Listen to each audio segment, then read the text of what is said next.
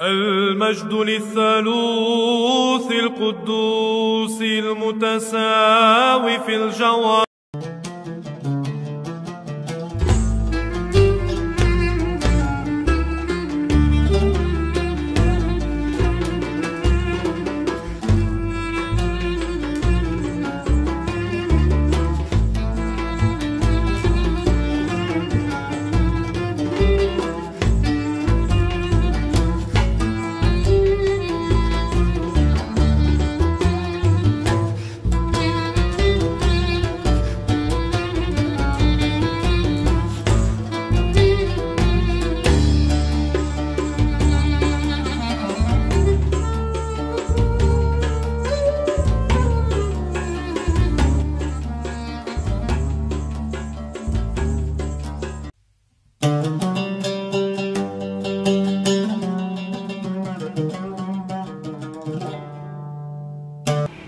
Shalom, Shalom Alaikum Besem Hamasya.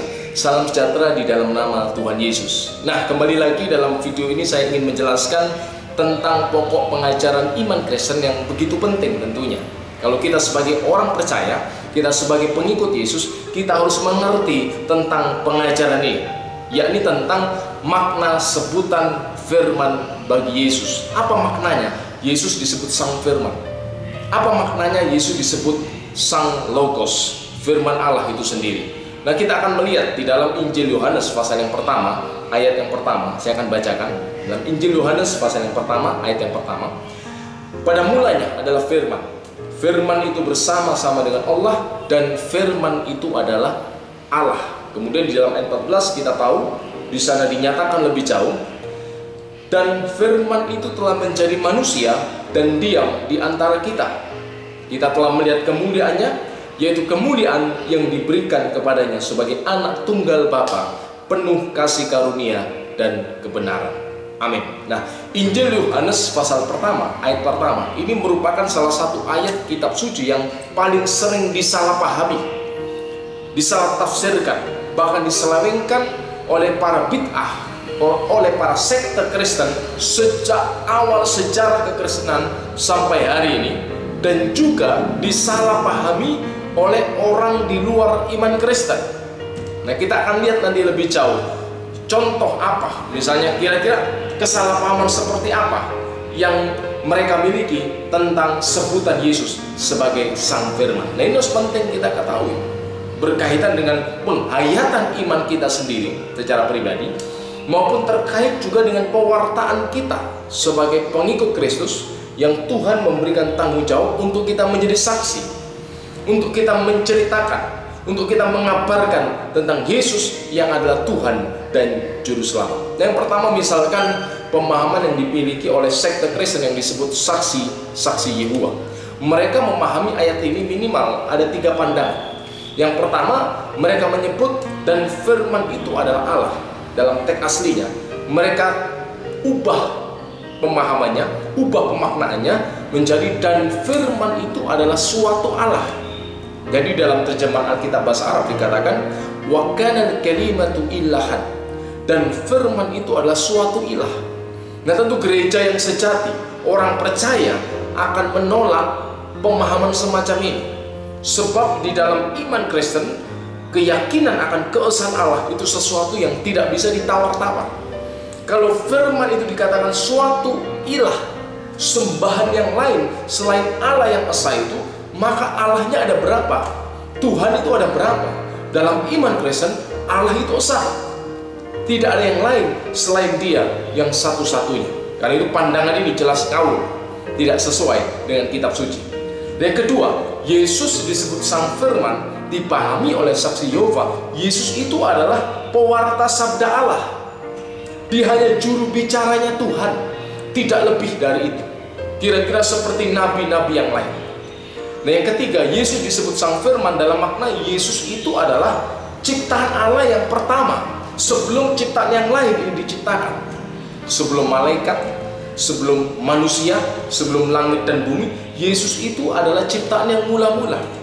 Jadi setinggi apapun derajat Yesus dalam kekristenan, menurut pemahaman saksi Yehova tentunya, Yesus itu hanyalah salah satu dari ciptaan Allah. Hanya bedanya, Yesus diciptakan pertama kali. Yang kedua, melalui Yesus ini kemudian Tuhan menciptakan ciptaan-ciptaan yang lain. Ini pandangan yang lebih ngawur lagi bila ditinjau dari ortodoksi iman Kristen. Kenapa? Sebab bagaimana mungkin firman Allah itu diawali oleh waktu. Pandangan ini pernah dimiliki oleh seorang seorang pemimpin gereja di abad keempat yang bernama Arius. Ia mengatakan karena waktu lam yakun fi. Ada waktu di mana firman itu belum ada, logos itu belum ada, sehingga Allah menciptakan firman ini, yang kemudian melalui firman ini Tuhan menciptakan ciptaan-ciptaan yang lain. Dan ini jelas pandangan yang syirik. Sebab bagaimana mungkin Allah itu membutuhkan bantuan dari ciptaannya untuk menciptakan ciptaan-ciptaan yang lain. Firman Allah jelas menegaskan, kitab suci jelas menegaskan, en arche en hologos, pada mulanya sejak sebelum dunia diciptakan, logos itu sudah ada. Firman itu kekal, sebab firman itu satu di dalam zat atau pribadi Allah. Nah, kita akan pelajari ini lebih jauh. Jadi intinya, tiga pandangan pemahaman dari saksi-saksi Yehova ini jelas kita tolak sebagai seorang pengikut Kristus. Yang kedua, kita lihat pandangan di luar iman Kristen, yakni pandangan dari para polemikus Islam. Minimal ada dua pandangan yang mereka miliki terkait sebutan firman bagi Yesus. Mereka mengatakan bahwa terminologi atau ungkapan atau istilah logos firman dalam Injil Yohanes pasal 1 ayat 1 sampai 14 itu merupakan pengadopsian dari pemikiran pagan Helenisme kuno.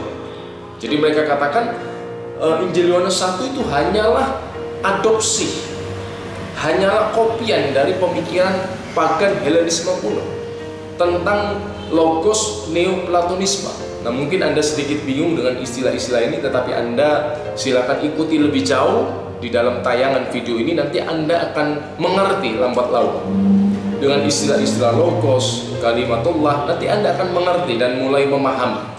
Kembali lagi, mereka katakan logos atau firman dalam Injil Yohanes ini merupakan adopsi, merupakan jiplakan, merupakan pengambil alien dari gereja terhadap pemikiran pagan Helenisme kuno tentang logos dalam filsafat neoplatonisme. Waktu itu ada filsafat neoplatonisme yang mengajarkan bahwa ada sosok perantara antara Allah dan dunia ciptaan ini yang bukan Allah dan juga bukan manusia.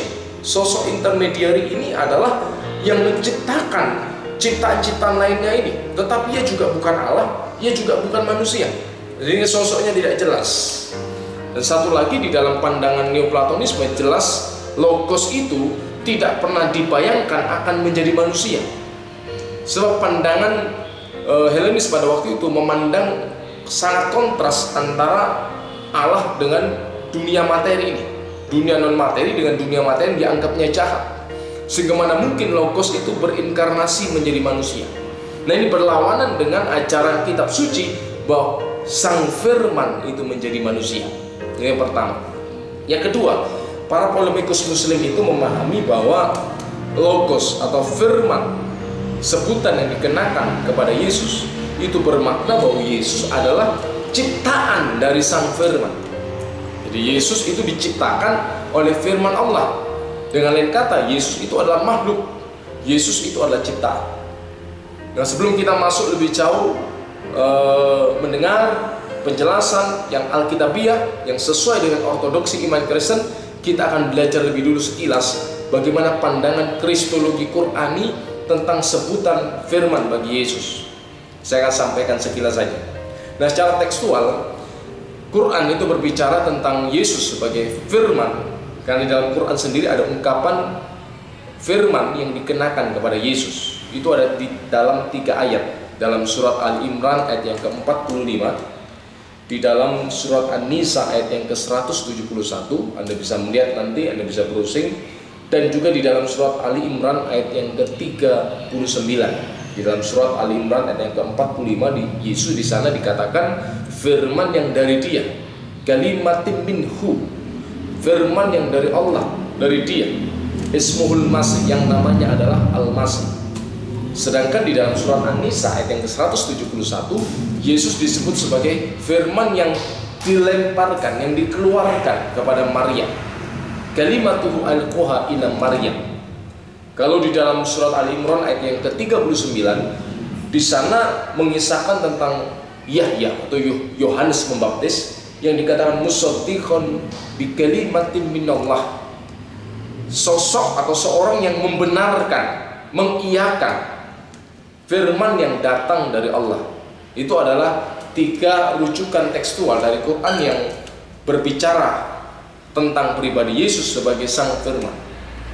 Nah, menurut Hasyim Muhammad ini adalah seorang cendekiawan muslim yang menulis dalam bukunya Kristologi Qur'ani, yang mengatakan ada beragam tafsir di dalam Quran tentang sebutan firman bagi Yesus. Saya kutipkan langsung di dalam bukunya halaman ke-61. Ia katakan, sebagian ahli tafsir menerjemahkan kata kalimatin minhu sebagai kalimat yang datang darinya. Kalimat yang dimaksud adalah kata kun, artinya jadilah. Sebagian ahli tafsir yang lain menafsirkan kata kalimatun minhu sebagai wujud penyatuan sifat ketuhanan di dalam diri Yesus. Ini tafsir yang kedua. Ada juga sebagian kalangan yang menerjemahkan kalimatun minhu dengan Yesus datang dengan membawa kalimat Tuhan. Kira-kira mirip dengan pemahaman saksi Yehova. Yesus hanyalah juru bicaranya Allah. Dia yang menyampaikan sabda Tuhan, dia yang menyampaikan pesan ilahi. Anda bisa lihat itu di dalam bukunya Hasyim Muhammad yang berjudul Kristologi Qur'ani. Nah, tentu silahkan saja orang-orang di luar iman Kristen memiliki pemahaman mereka tentang Yesus. Karena itu kita menyebutnya Kristologi Qur'ani, ajaran tentang pribadi Yesus yang didasarkan atas kitab Quran yang diyakini oleh mereka sebagai wahyu Tuhan. Itu silakan. Tetapi kita sebagai orang percaya, kita juga memiliki hak. Kita juga harus mampu dan bisa menjelaskan apa makna sebenarnya sebutan firman bagi Yesus sesuai dengan ajaran kitab suci sendiri. Nah, karena tentu Yesus Kristus sebagai pusat iman Kristen, dan kita meyakini berdasarkan ajaran para rasul yang merupakan murid Yesus sendiri, mengajarkan tentang siapa diri Yesus, mengajarkan, menyampaikan apa yang diajarkan oleh Yesus tentang dirinya. Kita tentu harus mengerti, kita harus memahami tentang pengajaran ini. Nah, kalau kita belajar di dalam kitab suci, makna sebutan dan gelar atau firman untuk Yesus itu ada beberapa teks dalam Perjanjian Baru yang menyebut tentang itu. Tadi sudah saya singgung dalam Injil Yohanes pasal yang pertama, ayat yang pertama. Di sana dikatakan NRT en hologos kai hologos en proston theo kai theos en hologos. Pada mulanya adalah firman, fil badai kanal kalimah. Pada mulanya adalah firman atau kalimat. Wal kalimatu kana indallah wa kana al kalimatullah. Dan firman bersama-sama dengan Allah, dan firman itu adalah Allah. Nah, ini rujukan yang pertama. Yang kedua dalam Injil Yohanes pasal yang sama, ayat yang ke-14, firman itu menjadi manusia, wal kalimatu soro jasad. Nah, yang kedua di dalam 1 Yohanes pasal yang pertama, ayat yang pertama, di sana dikatakan apa yang telah ada sejak semula, alladzi kana minal badai, apa yang telah ada sejak semula, yang telah kami dengar, yang telah kami lihat dengan mata kami, yang telah kami saksikan, dan yang telah kami raba dengan tangan kami tentang firman hidup. Itulah yang kami tuliskan kepada kamu. Nah, ungkapan tentang firman hidup, kalimatul hayat, ini menunjuk kepada Yesus sebagai sang firman yang menjadi manusia. Kemudian bisa kita lihat juga di dalam kitab yang sama, dalam pasal yang berbeda, yaitu 1 Yohanes 5 yang ke-7. Di sana dikatakan fa innal latina yashhaduna, sebab ada 3 yang memberi kesaksian. Fis samai hum talata, ada 3 yang memberikan kesaksian di dalam surga. Al-Ab wal kalimah waruhul kudus, sang Bapa, firman, dan Roh Kudus, dan ketiganya adalah satu. Wa haulai talata hum wahid, ketiganya adalah satu, dalam 1 Yohanes pasal 5 yang ke-7. Kemudian di dalam kitab Wahyu pasal 19 ayat 13, Di sana ada ungkapan, dan ia memakai jubah yang telah dicelup dalam darah, dan namanya ialah Kalimatullah, ismuhu Kalimatullah, namanya adalah firman Allah. Nah, ini adalah beberapa rujukan di dalam kitab suci tentang sebutan sang firman bagi Yesus. Nah, apa maknanya? Ada dua makna sebutan firman bagi Yesus. Yang pertama, secara ontologis itu menunjuk kepada hakikat Yesus. Jadi sebutan firman bagi Yesus itu menunjuk hakikat Yesus. Dan ini harus kita pahami. Di mana Rasul Yohanes melalui tuntunan dari Roh Kudus, ketika ia dipimpin, dituntun, diwahyukan oleh Roh Kudus. Begitu apa yang Eusebius menulis dalam kitab tarikhnya.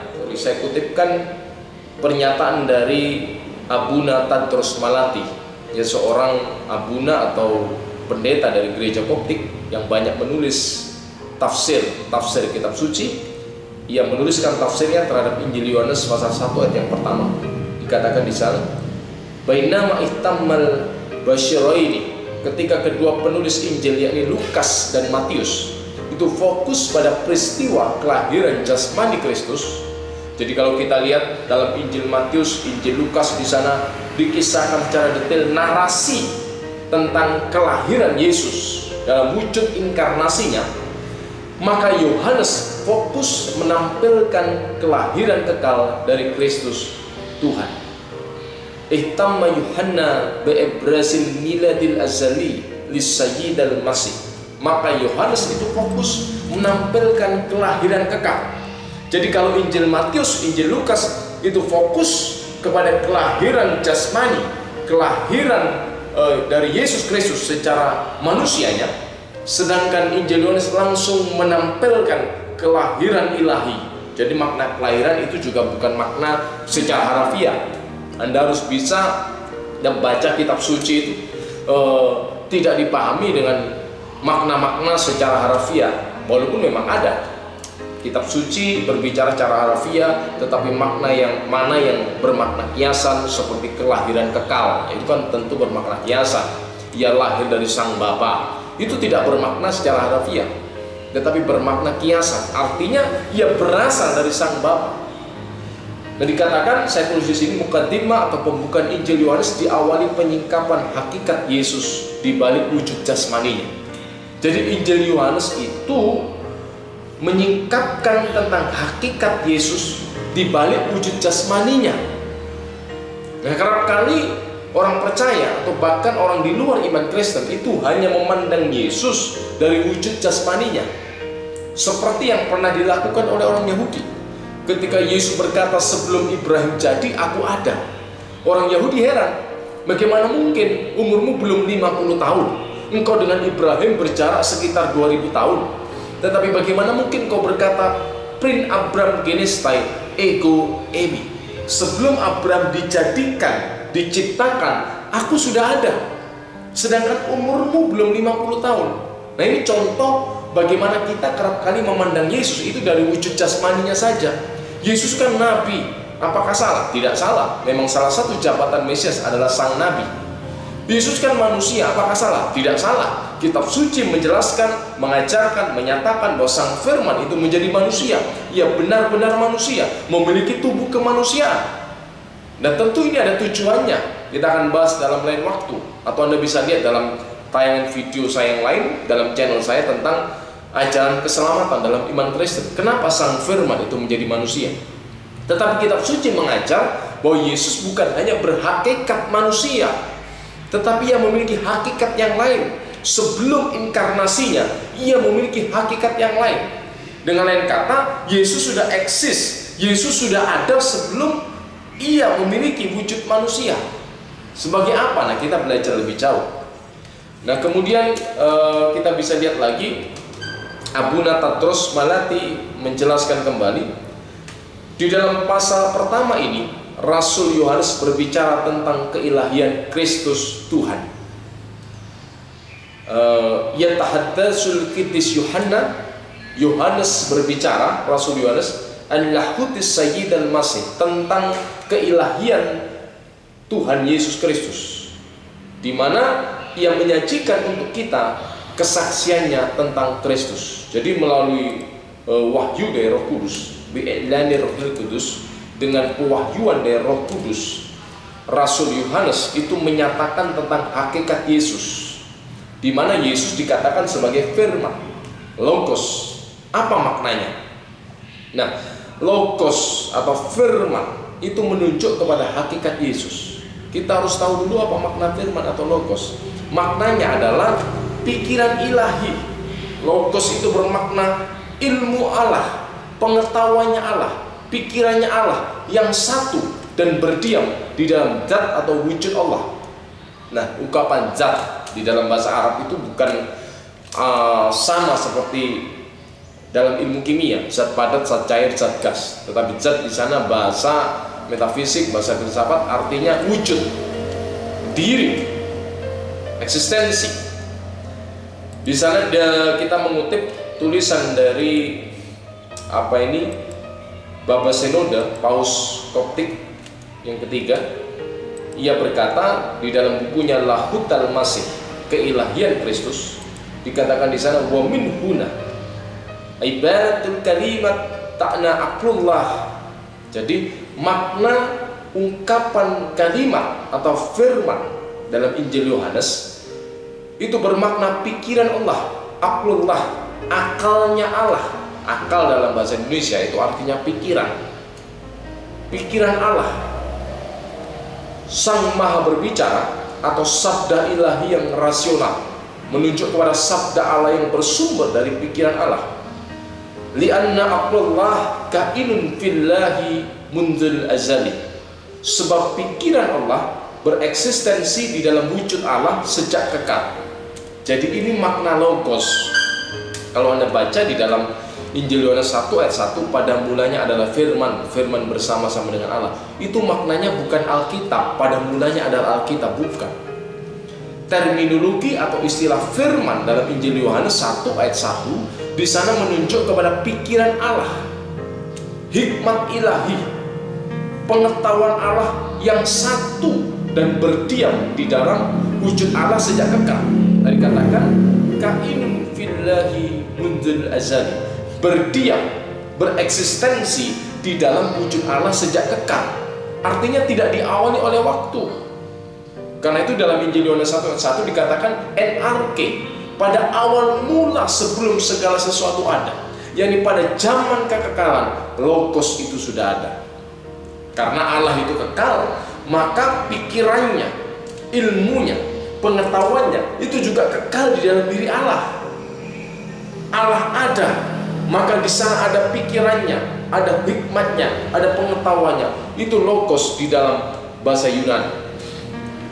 Kemudian dikatakan lebih lanjut di dalam tulisan Baba Senoda, wa madamal masih, dan karena Kristus adalah aklullah, pikiran Allah, Sang Maha berfirman.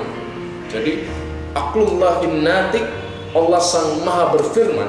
Kristus adalah pikiran Allah, dari Dia yang Sang Maha berfirman. Idan fahuwallah, maka Dia adalah Allah itu sendiri. Jadi jelas karena pikiran Allah itu berdiam, bereksistensi di dalam diri Allah, maka pikiran Allah itu ya Allah sendiri. Sama seperti pikiran ini sekedar untuk membandingkan agar kita memiliki pemahaman, pengertian yang lebih konkret. Pikiran kita berdiam di dalam diri kita, pengetahuan kita ada di dalam diri kita, dan pikiran kita itu merupakan satu dan adalah kita, karena ia berasal dan bereksistensi di dalam diri kita. Saudara bisa memahami ini kan, kira-kira punya gambaran logos itu berdiam di dalam diri Allah, karena itu logos itu adalah Allah. Ciptaan yang lain itu tidak berdiam dan bereksistensi di dalam diri Allah.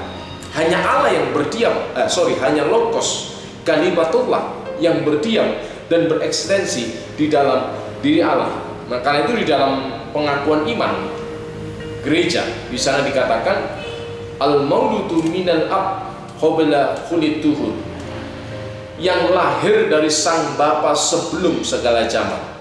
Ini ungkapan kiasan. Mana ada seorang itu lahir dari Bapa. Ini kiasan menunjuk kepada asal atau sumber dari firman atau pikiran ilahi itu ya dari Allah yang disebut sang Bapa. Kemudian dikatakan musawin lil ab fil jauhar, ia sehakikat dengan sang Bapa, memiliki hakikat yang sama. Kenapa firman itu berhakikat sama dengan Allah, sang pemilik firman? Karena firman itu berasal dan satu di dalam diri Allah, sehingga hakikatnya sama. Pikiran saya, pengetahuan saya itu sehakikat dengan saya, karena itu berdiam, berasal dari dalam diri saya. Saya tidak bisa mengatakan pikiran saya sehakikat dengan pikiran kambing, karena kita memiliki hakikat yang berbeda. Hakikat saya adalah manusia, hakikat kambing adalah binatang.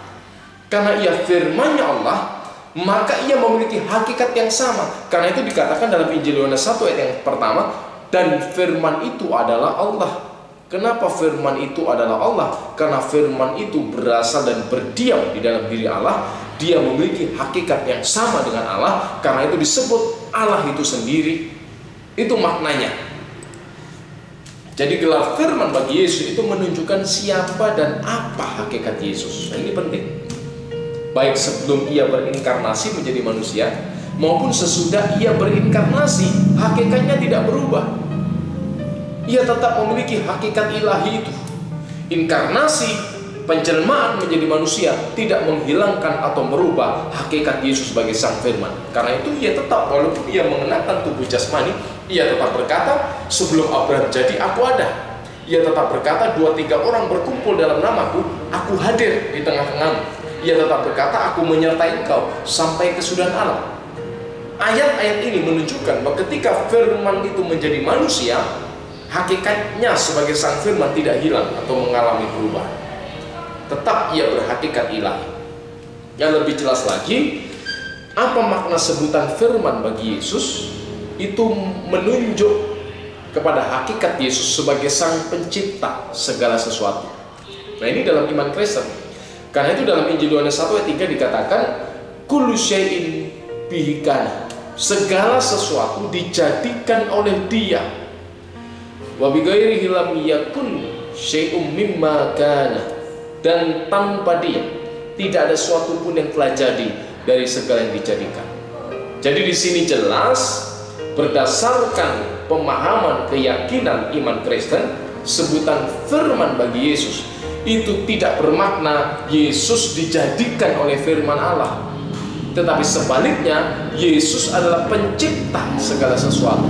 Ia adalah sang maha berfirman. Karena itu dalam 1 Korintus 8 ayat 6 dikatakan, dan satu Tuhan, warabbun wahid, dan satu Tuhan, Yesus Al-Masih, yaitu Yesus Kristus, alladzi bihi jami'ul asya, yang olehnya segala sesuatu telah dijadikan, melaluinya segala sesuatu dijadikan. Kenapa dikatakan oleh Yesus segala sesuatu dijadikan? Itu menunjuk pada hakikatnya sebagai sang firman, sebagai pencipta segala sesuatu. Nah, ini makna yang pertama. Sebutan Yesus atau gelar Yesus sebagai firman itu menunjuk kepada hakikat Yesus. Siapa Yesus dan apa hakikatnya? Siapa kita? Kita Leonardo, siapa saya? Saya Leonardo. Apa hakikat saya? Hakikat saya adalah manusia. Kemanusiaan hakikat saya. Siapa Yesus? Siapa firman yang menjadi manusia? Ia bernama Yesus, diberi nama Yesus. Apa hakikatnya? Hakikatnya adalah Allah. Karena firman itu bereksistensi, firman itu berdiam di dalam wujud Allah. Jadi kalau ada tanya, apa makna sebutan firman? Yang pertama itu menunjuk pada hakikat Yesus. Yesus adalah Allah karena sang firman yang adalah pikiran Allah, pengetahuan ilahi yang berdiam di dalam diri Allah, itu satu di dalam zat Allah. Karena itu kalau dikatakan Yesus adalah sang firman, berarti Yesus itu adalah hakikatnya Allah. Tentu ini tidak menunjuk kepada wujud inkarnasinya sebagai manusia yang tetap bisa dibedakan antara kemanusiaan dan keilahiannya. Iman Kristen jelas membedakan, bukan memisahkan menjadi dua pribadi yang berbeda, tetapi membedakan antara keilahian Yesus dan kemanusiaan Yesus. Keduanya bisa dibedakan, tetapi setelah berinkarnasi dalam satu pribadi Yesus, antara keilahian dan kemanusiaannya itu satu, tidak terpisahkan, tetapi bisa dibedakan, tidak tercampur, mengalami perubahan satu sama lain, tetap bisa dibedakan kodrat ilahinya sebagai sang firman mana kodrat kemanusiaannya. Ketika ia lapar, ketika ia haus, ketika ia bisa mengalami kematian, itu menunjuk kepada kodrat kemanusiaannya. Tetapi mana ia berkata, sebelum Abraham jadi aku ada. Ketika ia berkata, aku menyertai engkau sampai kesudahan alam. Tentu ia sedang berbicara dalam keberadaannya sebagai sang firman, sebagai Allah sendiri yang menciptakan segala sesuatu. Yang kedua, apa makna sebutan firman bagi Yesus? Itu menunjuk kepada pewahyuan diri Allah di dalam diri Yesus. Dengan lain kata, Allah mewahyukan dirinya melalui pribadi Yesus. Dalam Injil Yohanes pasal pertama ayat 14. Di sana dikatakan, Injil Yohanes pasal pertama ayat yang ke-14, firman itu menjadi manusia dan diam di antara kita. Kita lompat di dalam ayat yang ke-18, tidak seorang pun yang pernah melihat Allah, tetapi anak tunggal Allah yang ada di pangkuan Bapa, dialah yang menyatakannya. Yohanes menyebut Yesus. Saya mengutip tulisan Herman Bavinck, seorang teolog dari Reform, yang menulis dalam bukunya Dogmatika Reform.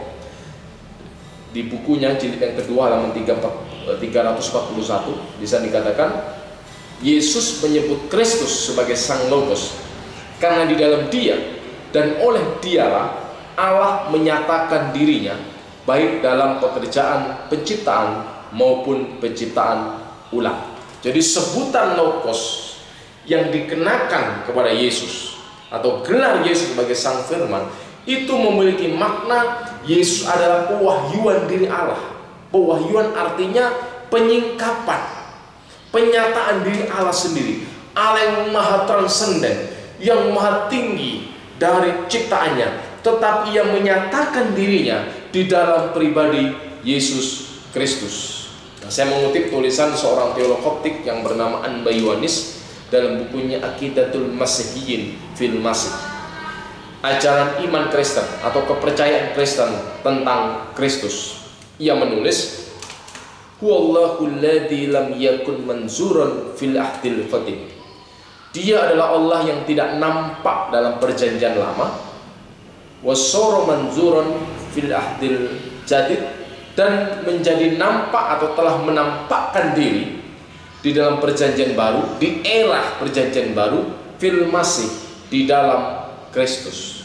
Jadi di sini yang ingin disampaikan adalah Kristus itu adalah, Yesus adalah pewahyuan diri Allah sendiri. Di sepanjang perjanjian lama Allah menyatakan dirinya melalui firman-Nya, kehendaknya, isi hatinya, cintanya, pribadinya. Ia sampaikan, ia nyatakan melalui firman-Nya. Melalui firman-Nya Allah itu dikenal. Sehingga ungkapan Yesus Sang Firman itu bermakna Yesus itulah yang menyatakan Allah. Tadi kita baca dalam Yohanes 1:18, tidak seorang pun yang melihat Allah, tetapi anak tunggal Bapa yang ada di pangkuannya, Dialah yang exegesis, Dialah yang menyatakan, Dialah yang menyingkapkan siapa Allah itu, kasihnya, kuasanya, pribadinya, seperti apakah Allah, seperti itulah yang ditampakkan oleh Yesus. Tentu bukan dalam wujud kemanusiaannya, saudara. Sekali lagi kita harus bisa membedakan antara lahutia, keilahian Yesus, dan nasutia, kemanusiaan Yesus. Tetapi dalam karakter, dalam kuasa, dalam kasih, dalam pribadinya, melalui Yesus Kristus kita mengenal pribadi Allah yang sangat mengasihi kita, yang sangat berkuasa. Jadi Yesus adalah pewahyuan diri Allah yang terpercaya melalui firman-Nya sendiri. Manusia bisa salah berbicara tentang Allah, tetapi kalau firman-Nya sendiri, yakni pribadinya sendiri yang berinkarnasi menjadi manusia, tentu tidak mungkin salah dalam menyatakan siapa dirinya sendiri. Jadi itu makna yang kedua sebutan firman bagi Yesus, berbicara tentang pewahyuan diri Allah. Nah, ini keunikan pewahyuan di dalam kekristenan. Inkarnasi adalah ekspresi. Firman menjadi manusia itu adalah ekspresi pewahyuan dalam iman Kristen, di mana firman-Nya itu menjadi manusia. Yang kedua, kita bisa lihat contoh ini dari dalam kitab Targum. Targum itu adalah terjemahan perjanjian lama dalam bahasa Arab yang sudah ada pada abad pertama. Di dalam Targum disaksikan bahwa Memra Jadi firman itu di dalam Targum dalam bahasa Aram diterjemahkan memra. Dari bahasa Ibrani dabar dalam bahasa Ibrani diterjemahkan memra, yang merupakan pewahyuan diri Allah. Nah, saya kutip lagi dalam tulisan seorang teolog Koptik yang bernama Abdul Masih Basit Abdul Khair, yang menulis dalam bukunya Wa kana kalimatullah hal kalimatu Allah am ilah. Dan firman itu adalah Allah. Apakah firman itu Allah atau suatu ilah, suatu sembahan yang lain?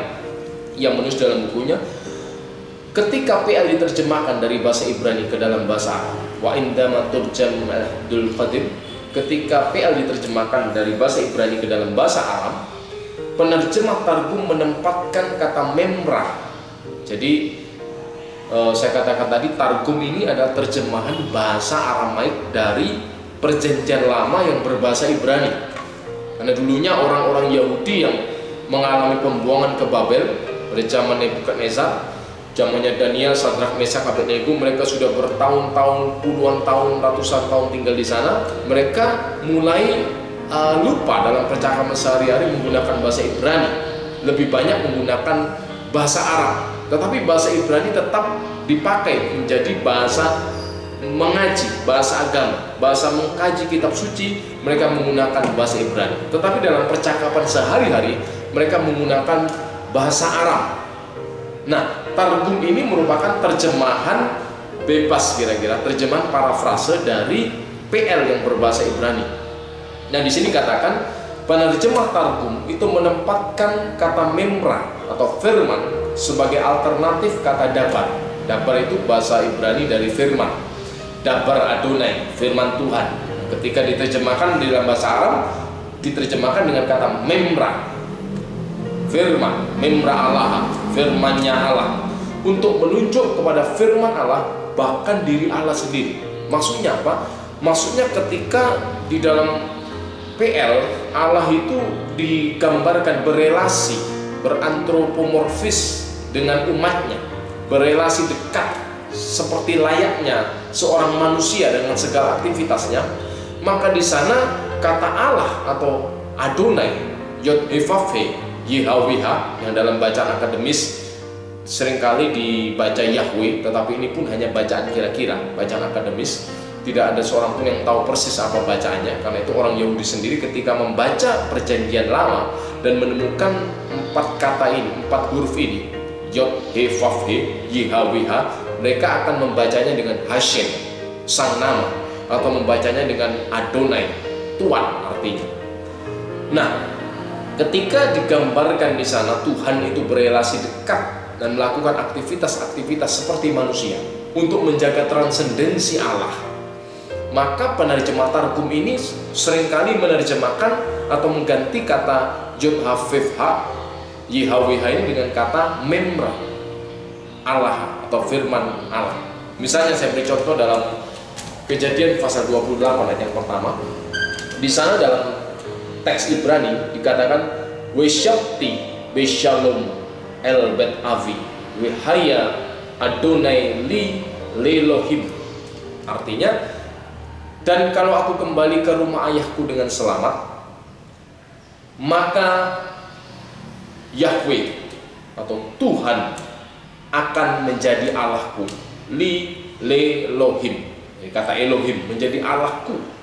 Nah, di dalam Targum diterjemahkan ayat ini, We'etuf bishalem lebet abah wihe memra deyeya lile Allah, dan membawa aku kembali dengan selamat ke rumah ayahku, maka memra Tuhan, memra atau firman Allah itu akan menjadi ilahku, menjadi Allahku, menjadi sembahanku. Jadi kalau dalam teks Ibrani, teks aslinya di sana Yod Hevavhe, YHWH, Yahweh itu menjadi Allahku. Di dalam Targum diterjemahkan firman itu menjadi Allahku. Nah, setiap orang Yahudi yang membaca ini sudah mengerti yang dimaksud firman di sana adalah Yahweh itu, Allah itu sendiri. Nah, sehingga ungkapan memra ini merupakan penggambaran tentang pewahyuan diri Allah. Kita lihat contoh yang kedua dalam kitab Kejadian pasal 31 ayat yang ke-24. Kitab Kejadian pasal yang ke-31, Kejadian 31 ayat yang ke-24. Di sana dikatakan, pada waktu malam datanglah Allah dalam suatu mimpi kepada Laban. Dalam teks Ibrani dikatakan, wa yavu Elohim el Laban ha'arami bakhalom halaylah. Jadi datanglah Allah, wa yavu Elohim, datanglah Allah kepada Laban orang Aram itu pada waktu melalui mimpi pada waktu malam. Nah, di dalam Targum Onkelos diterjemahkan wa atta memra min kedem Allah, datanglah memra yang bersama atau di depan Allah, bersama Allah lewat Laban. Aram ma'ah Bethel ma'ah Delayla. Datanglah firman yang bersama dengan Allah itu kepada Laban orang Aram itu melalui mimpi di malam hari. Jadi kalau dalam teks Ibrani dikatakan Allah yang datang kepada Laban melalui mimpi, diterjemahkan dalam Targum firman yang bersama Allah itu yang datang menemui Laban di dalam mimpi. Jadi di sini kita bisa melihat bahwa ungkapan memra atau firman itu merupakan pewahyuan diri Allah, penyataan diri Allah kepada umat manusia, supaya manusia bisa mengenal, bisa berelasi dengan Allah sendiri melalui firman-Nya. Yesus Kristus adalah sang firman, artinya Yesus adalah pewahyuan diri Allah. Yesus adalah penyataan diri Allah sendiri dalam wujud manusia. Nah, ini yang harus kita pahami. Dua makna sebutan firman bagi Yesus itu menunjuk hakikat ilahinya, menunjuk keberadaannya sebagai sang firman yang adalah Allah itu sendiri, karena firman itu adalah pikiran, pengetahuan, ilmu Allah yang berada, bereksistensi dalam diri Allah. Karena itu ia disebut Allah itu sendiri. Yang kedua, Yesus disebut firman itu menunjuk pewahyuan diri Allah. Yesus adalah pewahyuan diri Allah. Melalui Yesus kita mengenal Allah. Yesus adalah penyataan diri Allah. Karena itu dalam Ibrani pasal yang pertama, coba kita baca, saya teringat ayat ini. Dalam Ibrani pasal pertama, di sana dikatakan, setelah pada zaman dahulu Allah berulang kali dan dalam pelbagai cara berbicara kepada nenek moyang kita dengan perantaraan nabi-nabi. Ayat yang kedua, maka pada zaman akhir ini ia telah berbicara kepada kita dengan perantaraan anaknya. Ia telah berbicara kepada kita dengan perantaraan anaknya. Kata anak di sini merupakan kiasan Alkitabiah yang menunjuk kepada Yesus, sang firman. Ia berbicara melalui firman-Nya yang menjadi manusia. Dengan lain kata, Yesus sang firman itu bermakna Yesus pewahyuan diri Allah, Yesus penyataan diri Allah dalam daging, dalam wujud manusia yang bisa diindra, yang bisa dilihat. Nah, digambarkan oleh Yohanes, yang telah kami raba, yang telah kami dengar, yang telah kami lihat tentang kalimatul hayat, tentang firman hidup. Itulah yang kami tuliskan kepadamu, itulah yang kami saksikan. Inilah makna sebutan firman bagi Yesus. Jadi maknanya bukan Yesus adalah sekedar juru bicara Allah. Maknanya apalagi bukan Yesus diciptakan oleh firman. Tadi jelas kita baca dalam Injil Yohanes pertama ayat yang ketiga, di sana dikatakan segala sesuatu dijadikan oleh Dia. Jadi justru Yesus adalah pencipta segala sesuatu. Karena Ia sang firman, Ia pikiran hikmat Allah yang merancang, yang menjadikan segala sesuatu yang ada. Ialah sang maha berfirman itu sendiri. Karena itu Yesus katakan, aku sudah ada sebelum Abraham jadi. Karena firman itu kekal, firman itu tidak diciptakan. Jadi jelas saudara sebagai orang percaya harus memahami dengan baik apa makna Yesus sang firman. Ketika Anda membaca pada mulanya adalah firman, firman bersama-sama dengan Allah, dan firman adalah Allah. Artinya Yesus itu adalah pribadi Allah sendiri yang hadir sebagai manusia untuk menjadi juru selamat kita orang percaya. Nah, kita harus menjelaskan kepada mereka, Yesus bukan hanya sekedar menyampaikan sabda Allah, menyampaikan tentang kehendak Allah, tetapi Ia adalah pribadi Allah itu sendiri. Tentu ini menuntut pengenalan yang lebih jauh. Seperti murid-murid Yesus, pada mulanya mereka mengenal Yesus hanya sebagai guru. Tetapi setelah mereka berpengalaman lebih jauh, mereka mengenal Yesus sebagai sang nabi. Tetapi lebih jauh lagi, mereka melihat karya Yesus, mereka mendengar sabda-sabdanya. Muncullah pengakuan yang agung yang keluar dari mulut mereka. ya Tuhanku dan Allahku, my Lord and my God. Pengenalan secara utuh siapa pribadi Yesus, bukan hanya pada wujud inkarnasinya, bukan hanya pada wujud kemanusiaannya, tetapi juga dalam hakikat ilahinya sebagai Sang Firman, pencipta segala yang ada. Inilah makna sebutan dan gelar Yesus sebagai Kalimatullah atau Sang Firman itu sendiri. Kiranya video pengajaran ini menjadi berkat, memberikan pencerahan kepada saudara, sehingga saudara semakin mantap dalam mengiring Dia sebagai Tuhan dan Juru Selamat. Amin. Tuhan Yesus memberkati.